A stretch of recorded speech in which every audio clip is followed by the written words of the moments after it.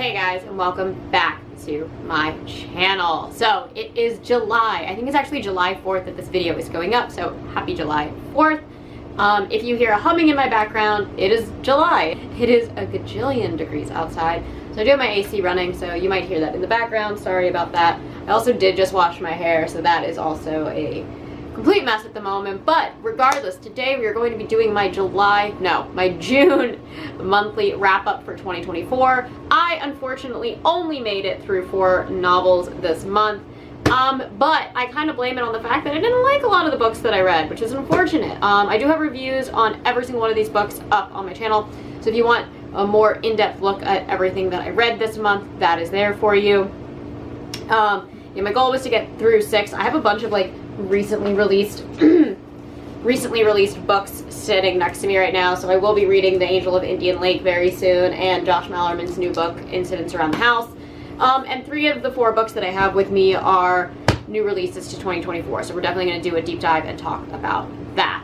So without further ado, let's dive in, because I only have 1 5-star read this month, and I think I don't think any of them made it to 4. I don't think any of them made it to 4 stars, so lousy. Not the best, not the best. Oh, I lie.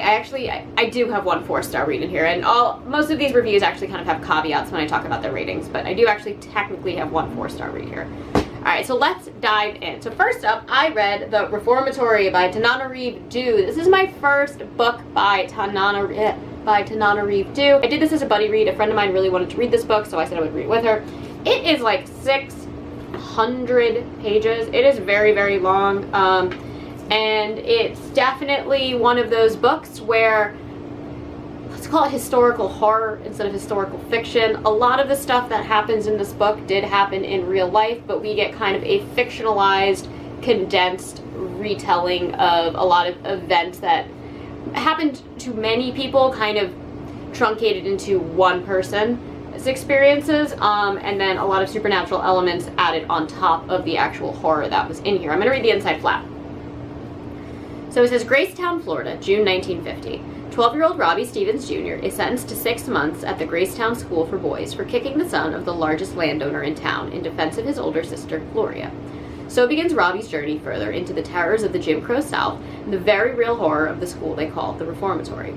Robbie has a talent for seeing ghosts, or hates, but what was once a comfort to him after the loss of his mother has become a window into the truth of what happens at the Reformatory.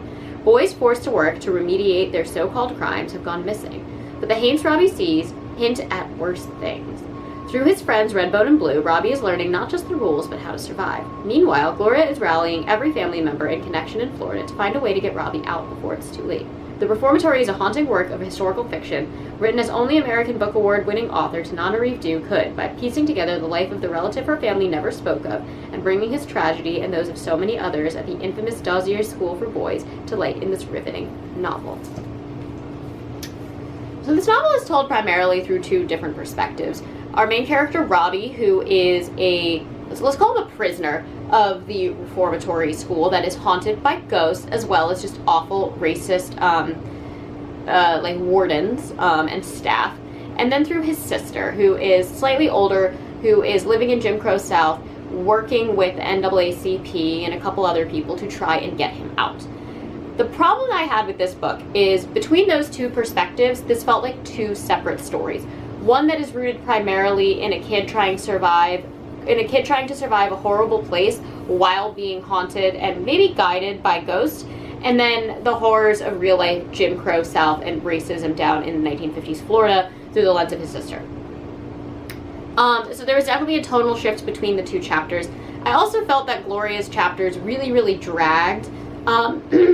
In my opinion, she wasn't that strong of a character. I found her to be a very unlikable character. She wasn't a bad character by any means, and she's not a bad person, but she's very young and very immature, and she continues to make the same mistake over and over again without ever learning her lessons. And so I found that very unsatisfying to read about. Whereas Robbie is kind of tripped up by his naivety and his youth and blindly trusting figures he probably shouldn't for loyalty that is, to me, never explained. And this primarily comes with his loyalty to Blue and Redbone's loyalty to Blue, and I just found it very hard to believe that these characters would act in these ways. So this was very, very difficult for me to get through, solely because I didn't love or fully understand the motivations behind some of the actions these characters took. And I didn't love how this is sort of, I don't want to say a coming of age story, but it is kids losing their innocence to walk into adulthood, you know, through extreme measures. But I don't feel like they really learned any life lessons as they were going through things. I also found the ending to be extremely unsatisfying. It kind of felt like what needed to happen happened, but it didn't quite happen in a way that to me made a lot of logical sense. And that's including it within the world and the rules that this book has set of the supernatural. Like, I just didn't quite buy it or believe it. It all seemed to be very nicely wrapped up with a bow at the end, and I don't necessarily believe that would happen. And it just was one of those books where, like, I think I enjoy Du's prose. I think I like the way that she can craft a story, but I don't think I loved her character development in this particular story. And I want to say it's probably because she was trying so hard to keep the historical part of this very, very true, but therefore having to force motivations of these fictionalized characters to keep that historical part moving forwards. And I think this book would have either worked better as just straight historical fiction without the addition of the supernatural, or if we had only focused on Robbie's perspective and really leaned more into the supernatural, but then at the same time it would take away from the historical horrors. So I think there was just a really, like, disconnect between the concept of historical and horror in this book, and it just made it so it didn't quite work for me. So that was a 3-star read. Honestly, it kind of bordered near a 2-star read, but again, her prose was very fast and compelling, and I really, really, really loved the character of Redbone. So that definitely elevated it back to a 3-star read. I would definitely read more from Du. I got a lot of comments when I posted my full-length review that I need to try some of her other works. But yeah, this one, it just didn't quite click for me. I felt like there was just too much going on, and it is such a long book that it either needed to be longer and more fleshed out and have a lot more build up to certain things, or it needed to truncate a lot of these side stories and really just focus on one central story with Robbie. Okay, next up we have Alan Baxter's Blood Covenant. This is a Twisted Retreat limited edition version. This book is very, very pretty. I was so excited for this book because Sallow Bend was one of my top books of 2023 last year. And that is the book that Alan Baxter wrote before this. So when I got this in Twisted Retreat, I was like, I'm going to read this immediately. Alan Baxter is an Australian-based author, and what I loved about this book is this is really, really, really set in Australia. There's wombats, there's kangaroos. I loved reading about that because I feel like you never really see that in a lot of horror. I'm going to read the back of the book really quickly. So it says, whatever happens, don't bleed. What should have been a breeze of a bank heist for James Glenn and his crew goes violently wrong, forcing them to flee, bloodstained and angry. They stumble onto a remote lodge that doesn't open for another month, a perfect place to lie low until the heat's off. Except it's occupied. The Moore family, just arrived to prepare for the season, are taken hostage by the criminals, but not without bloodshed. And when blood gets spilled, something ancient notices, something malevolent, something ravenous.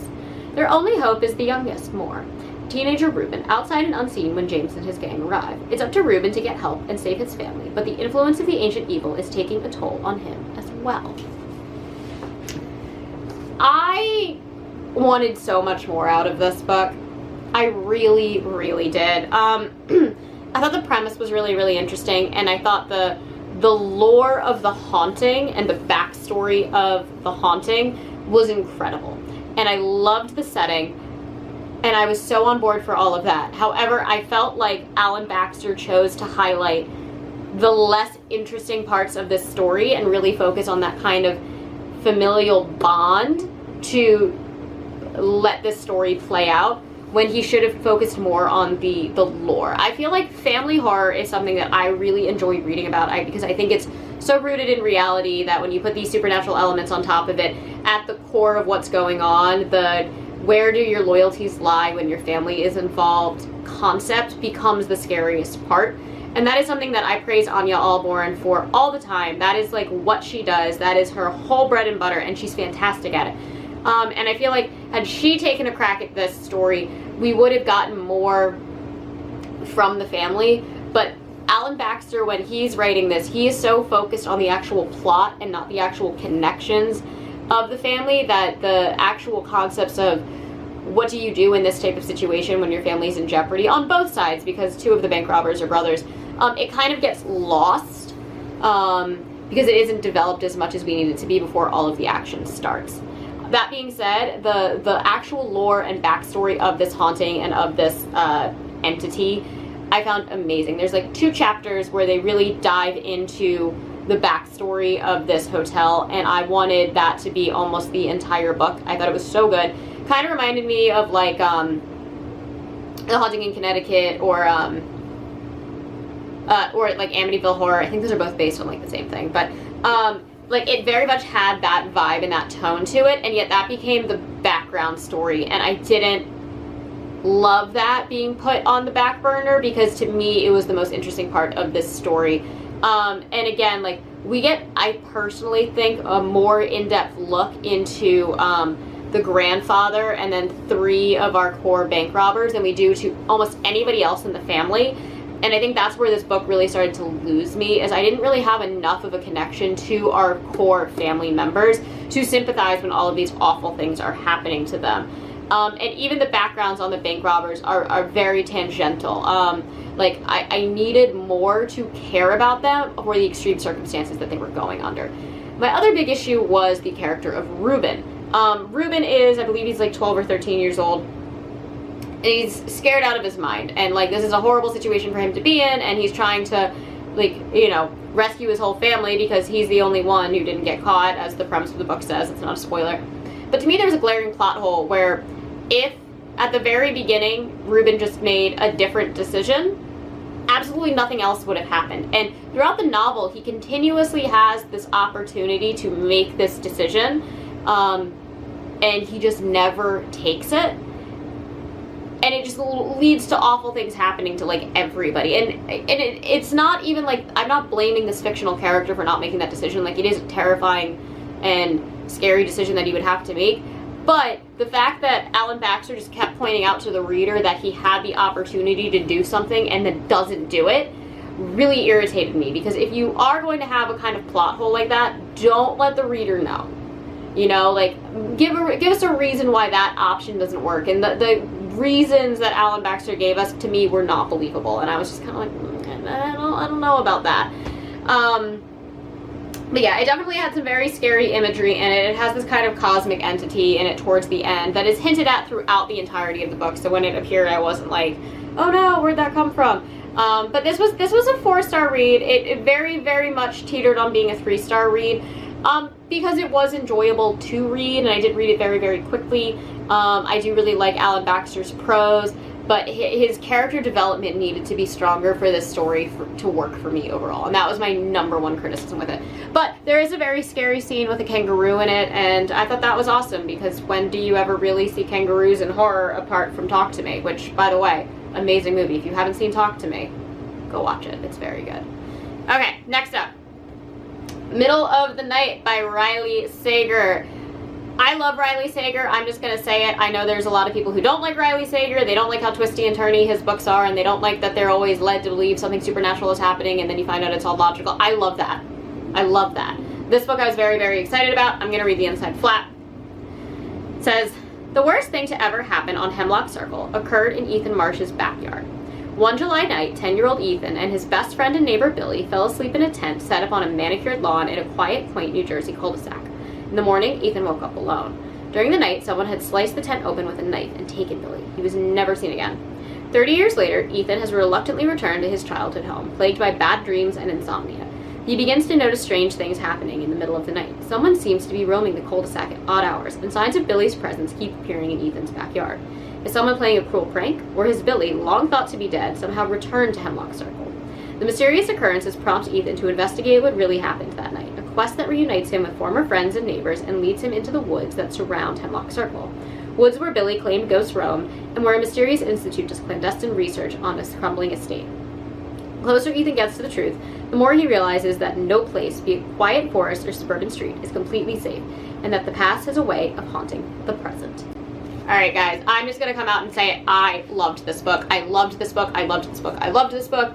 I was a little let down by Survive the Night and The House Across the Lake, and then I read The Only One Left last year, and I really, really loved it, and then I read this, and I freaking adored it. I didn't want to put this book down. It is so twisty. It is so turny.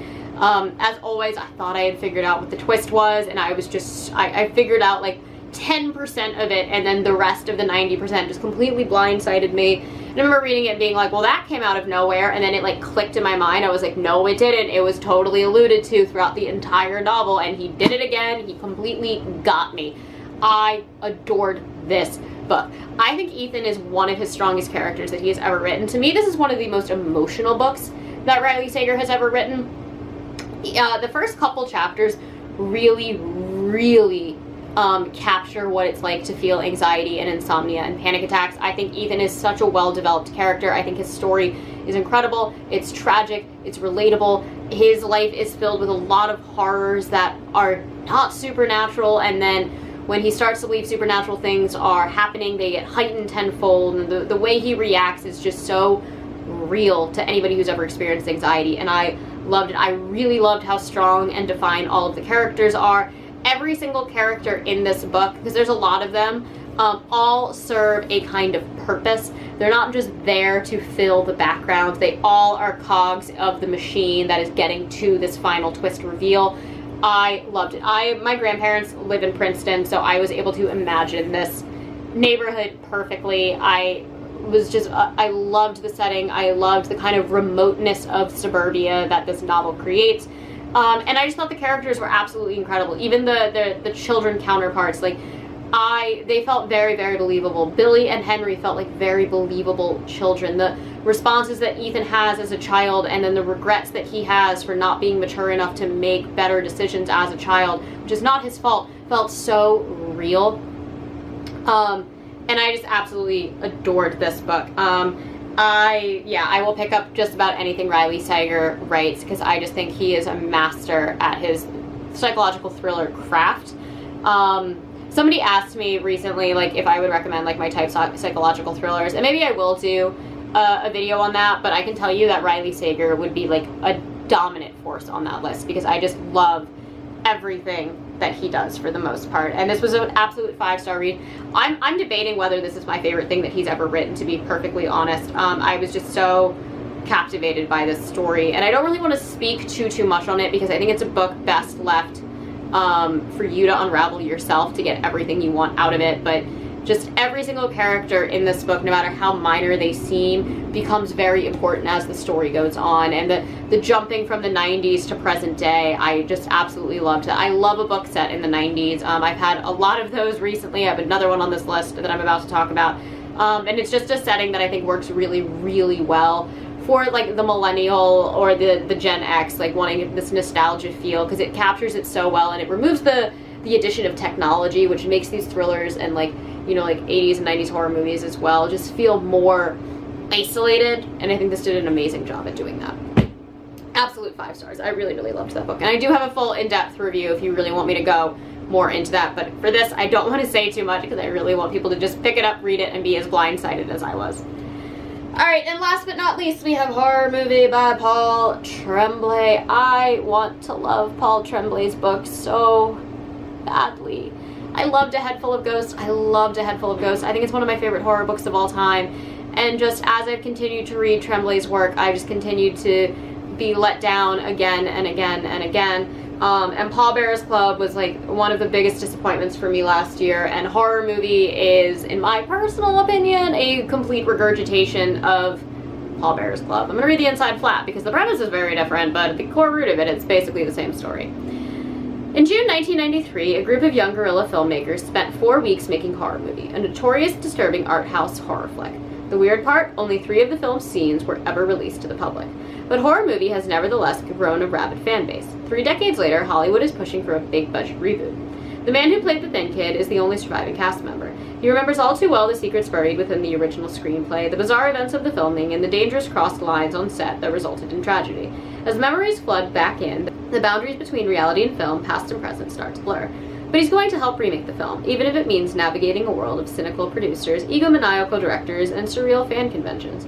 Demons of the past be damned. But at what cost? A horror movie is an obsessive, psychologically chilling, and suspenseful feat of storytelling, genius that builds inexorably to an unforgettable, mind-bending conclusion.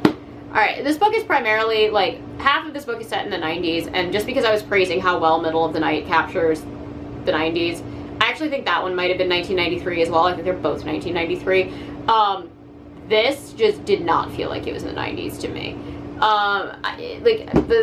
Literally, and I said this in my review, the only thing that made this book feel like it was in the 90s was like the inability for these filmmakers to use CGI and computers. If you've read Pallbearers Club, this is the same story, different setting. Instead of a writer going over his manuscript with criticisms from the girl that he might maybe be in love with and who's kind of mysterious and weird, it is an actor going through film footage that has been edited by the girl he might be in love with who's changed his life, but we're not really sure. It's like a continuation of the Pallbearers Club, where the Pallbearers Club starts in like middle school and high school up into like college. This picks up in college into young adulthood, and then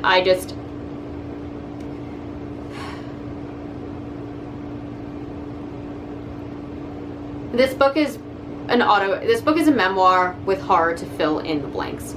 And it's just, in my personal opinion, it reads like that. It reads like very pretentious, elevated, I'm trying too hard to be edgy and write something deep, when really at the end of the day, it's somebody just trying to make their life seem more interesting than it is. And I know that sounds really, really harsh, but I was so let down by Pallbearers Club, and the fact that this is literally just a base regurgitation of what that story was really let me down. I found the way that the script was written to be unbearably,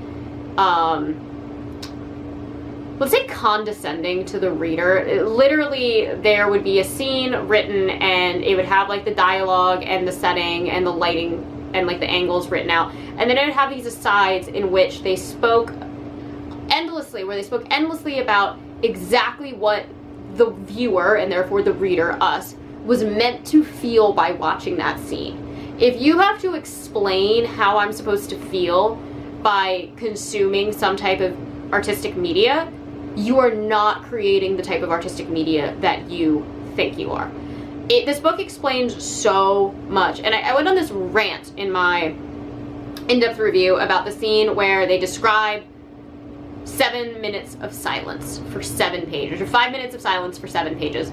And I could not take that seriously.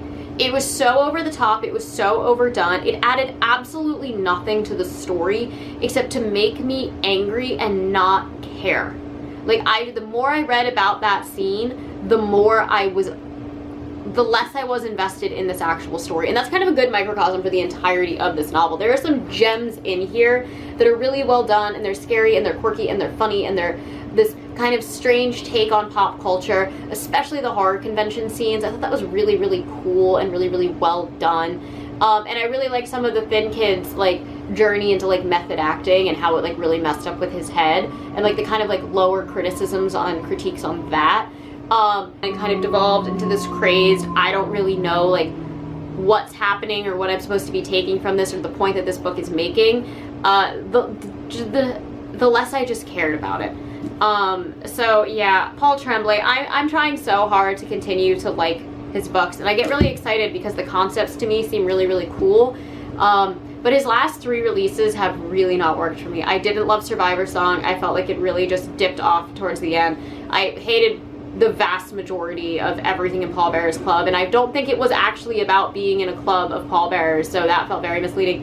And while this is at least about the making of a horror movie, that is so not the point of this book, and that just crushes me on the inside, because there's so many ways that this book could have been absolutely amazing and epic and really akin to the way that A Head Full of Ghosts was written. And Paul Tremblay, I think, needs to stop putting himself in his stories. And I know a lot of authors do that. I know that's a big thing, that like, you know, Stephen King is always somehow in his stories. He's like the Harold Lauder in The Stand, but we all know Stephen King isn't Harold. But when I read Paul Tremblay's latest works, I can't not see the main character as a young Paul Tremblay. He's too similar. And I hate to say this because this is mean, but young Paul Tremblay is not interesting enough to be the lead of these psychological horror books. If he wants to write memoirs and make like really cool, artsy, over-the-top memoirs that about his life, he should do that. But the books need to be marketed that way. And stop pretending to be interesting main characters in these crazy supernatural settings, and leading the reader to believe they're going to be getting so much more out of a book that really is just a regurgitation with a fancy, weird supernatural twist at the end of Paul Tremblay's life. Because I don't care. I just don't care. So this was a 3-star read. It bordered on a 2-star, but I did like it more than the Pallbearers Club, so that is the only reason it is at a 3-star, but it is a very, very low 3-star read. My rating system, it's very rare that I ever give 1 star, so 2 stars are usually my lowest bar, unless I absolutely am like appalled, disgusted, hated, and forced to read a book. So very, very, very low 3 stars. Really, really disappointed in this one. Anyways, that is all that I have for you guys today. As always, I try to post every Monday and Thursday, sometimes on Saturdays, and if you enjoyed these videos, please hit the like and subscribe buttons down below, and I will catch you on the next one. Mwah!